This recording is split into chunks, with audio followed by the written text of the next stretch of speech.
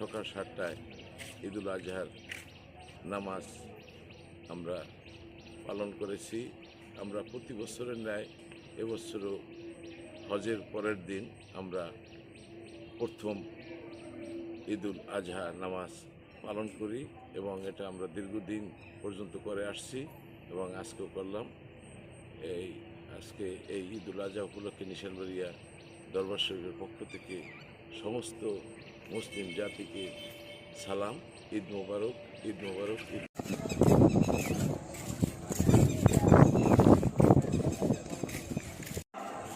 বাবারা, এবার আমি নামাজ পড়াবো প্রথম রাকাতে। আমি বলে দিই কোন কোন সূরা